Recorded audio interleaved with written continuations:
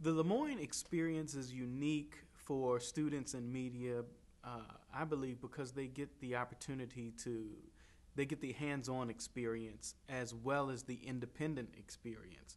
I've worked at other universities, other colleges where the students don't have access to student media or they're heavily controlled.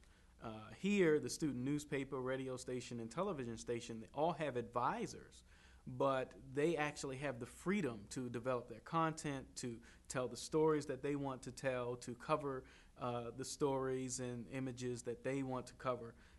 So I believe that's unique about Lemoyne. I guess having the opportunity to have a little bit of influence with students, trying to help them figure out where it is they want to go, what they want to do, and when that happens and when they find what they really love and they're excited about it, I think, oh yeah, okay, maybe something I did helped make a difference. I'm refreshed by their youth. They come in with youthful perspectives. They come in with different perspectives, and it challenges me to understand them. I think students are getting the sum of my experiences. I have a background in media, which I bring to my classrooms, and also I think they get my enthusiasm. I mean, they get my dedication, my passion for what I'm doing. And I just love this college, the age of the college student, because they're emerging. They're leaving their homes. They're coming to sort of this halfway place, and they are beginning to discover themselves. Not just discover what they learn in the classroom, but they're beginning to discover something about who they are and what they love. And I think that's really it. I mean, I think the goal of college is to help. One of the goals is to help students understand what it is they really love, what their gifts are, and how to begin developing those gifts. And I think that's a real kick to me. What I'd like to be able to do in the course of my students' college careers is to put them in a position to recognize their desires and have confidence in their aptitudes, so that wherever they go, they know to pursue a life that will be for them in some sense meaningful and enriching. Again, it's not teaching isn't for me about any specific content. I don't want I want them to live fuller, richer lives.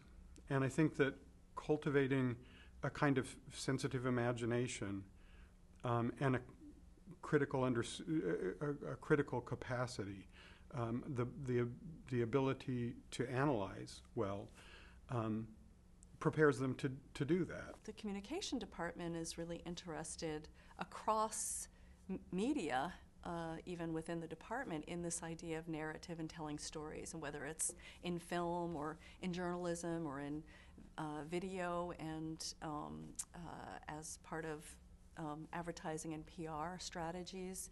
But I think that what we all share is this interest in telling stories and the insights that we can bring to our experiences in the world of the world through narrative and storytelling, and I think that that's a way to connect with students too, because students are most are obviously interested in stories. I mean, who isn't interested in stories? I just love being in the classroom with this group of students who have things to say and really want to be there and really are interested in improving their own abilities to communicate.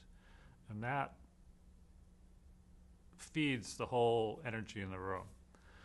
And so I get a lot of that out of it, and that's really the best part of being in the classroom is getting that energy.